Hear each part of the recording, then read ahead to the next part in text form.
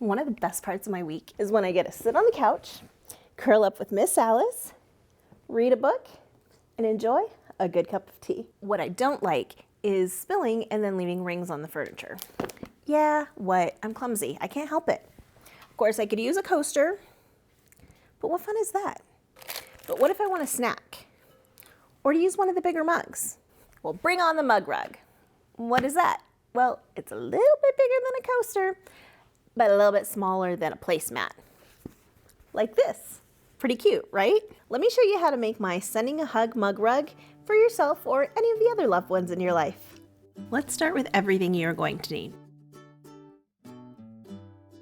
Cut 12 2.5-inch squares. If you don't have an acrylic template or a steady hand, you can make a template from paper. This helps to ensure that they're all the same size.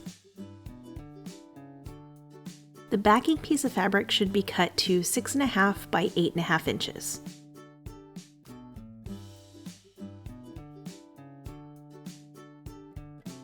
You'll need 1 yard of bias tape for the trim.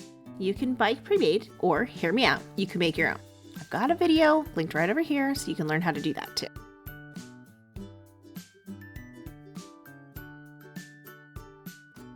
The envelope fabric will be trimmed down to the correct shape, but for now, cut a piece that's about 10 inches by 5.5. Also, this can be any color you want. It doesn't need to be white.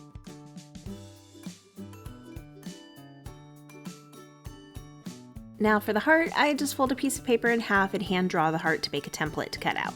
Any size heart will work, just use this tutorial as a guide to make your own. Heat and Bond Light will be your best friend for this project. Make sure you're using the light version so it doesn't cause any problems sewing through multiple layers later on. And lastly, quilt batting. This is the same size as the backing, but you can loosely cut this out later. And if that was too fast for you, just pause and screenshot this section. I simplified and included the notions here too. In fact, the instructions will be on the screen throughout, so pause as you go if you're following along to make your own. Okay, let's get to making of the mug rug. First, let's talk about your heart. If you're using a just for fun fabric, you can cut them out anywhere. But if you have a specific image, you can fussy cut around the image too. Either way, trace the heart onto the fabric. I strongly recommend using a friction pen. They are easily erasable with little heat and do not leave behind stains or come back later. Chalk pens are also good, but for the sewing step here, the friction pen works a little better. I'll drop a link in the video description so you know which ones I'm talking about. Go ahead and cut out around the heart, but not on the line. You want at least a 1/2 inch wiggle room around the edges.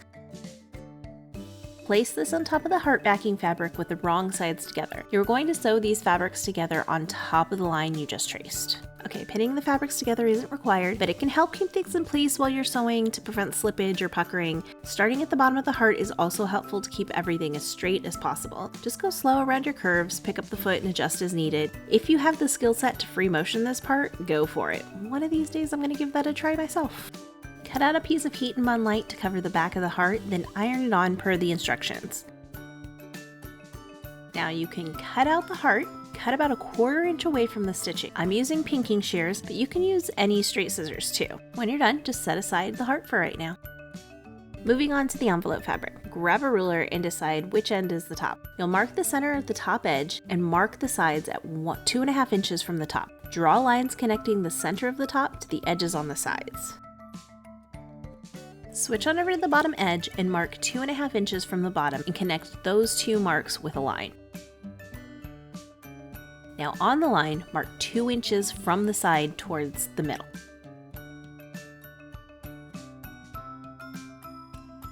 From those marks, draw a line to the bottom corners.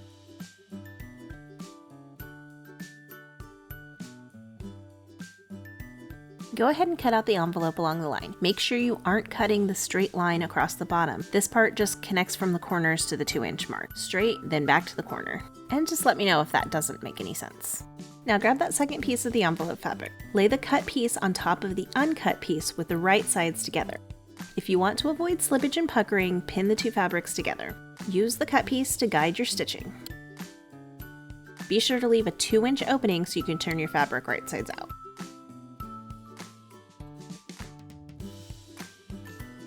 I'm using a 1/4 inch seam allowance, but you can use whatever size you are comfortable with.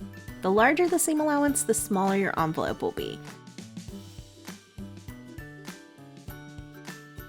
Now you can trim the excess fabric around the stitching. If you clip the corners, you will have a lot crisper corners when it's turned out. Give your envelope a good press. And I failed to film turning it out, so this is what it looks like when it's right sides out and pressed. Tuck in the edges of the opening so they are pressed inside. And if you want, you can press the fold in by lining up the bottom with the points at the top corners. Add a little heat and bond light to the top back part of the envelope.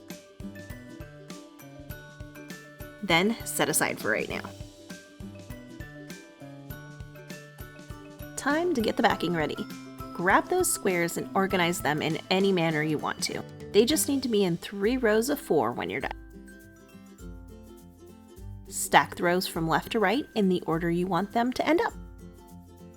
Sew each stack of squares together with a 1/4 inch seam allowance. When you get to the end, add the next 2 squares, then join all 4 together. Repeat the process until your rows are sewn together. You should have 3 separate rows at this point.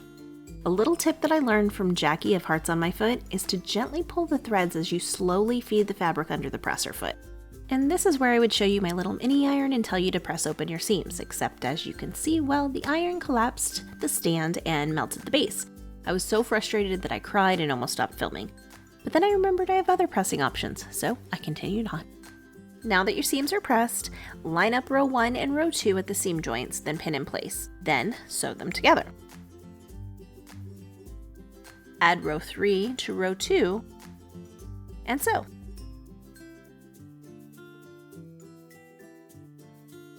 Then, you guessed it, press your seams open again.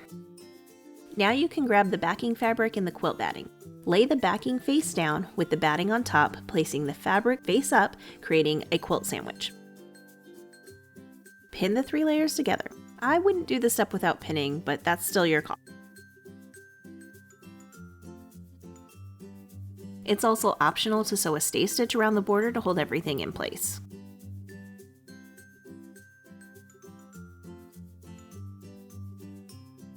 Using a blind hem foot can help guide your stitching while you line up the guide with the seams as you go.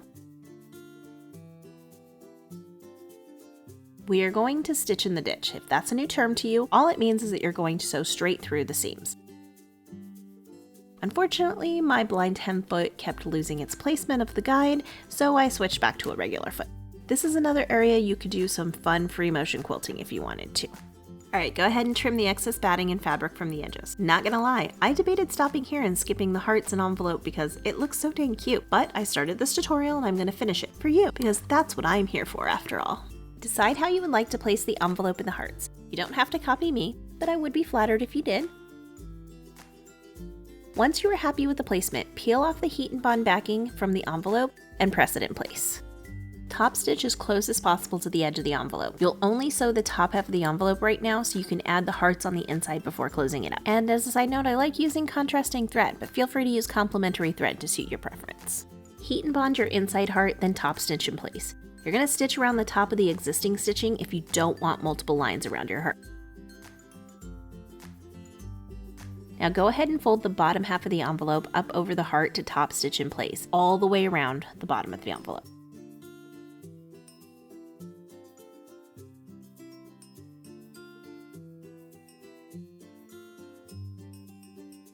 And lastly, repeat the process with the heart that will be on the outside of the envelope. Heat and bond in place, then top stitch.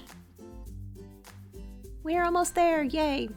If you made your own bias tape, make sure that you press the long edges into the middle. This will make attaching it to the edges a little bit easier and knowing where to sew a lot easier. Pre-made bias tape should already be pressed, but you know, weirder things have happened.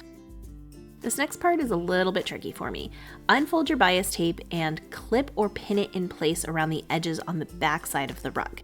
I like to start in the middle of the bottom.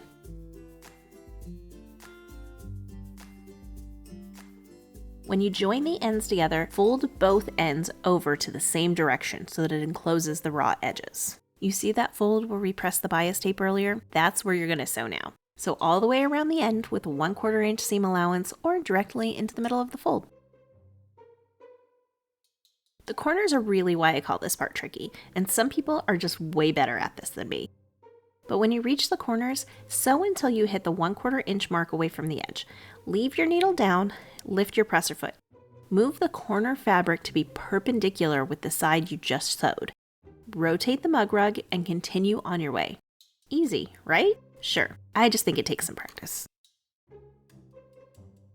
Be sure to clip the corners, or don't. It's your project and there's no wrong way to do this if it makes you happy to skip this step. Fold the bias tape over toward the front and clip in place. Just, keep the raw edge tucked in. A very handy tool to keep on hand is this very elegant corner pusher. It is definitely not a chopstick. Corners smooth, be sure to pleat the fabric in the same direction. I like to pleat toward the right so the top fabric slips under the presser foot as I'm going around. It keeps it from accidentally getting snagged and undoing itself.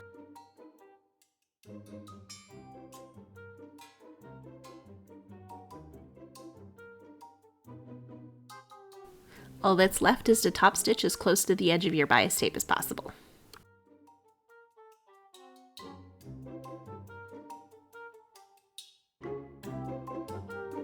And here she is. Time to try her out with some tea or coffee if you prefer. I don't judge. I drink coffee too. But don't forget your book. Oh, and the snacks. Happy mug rugging, y'all. Thanks for watching.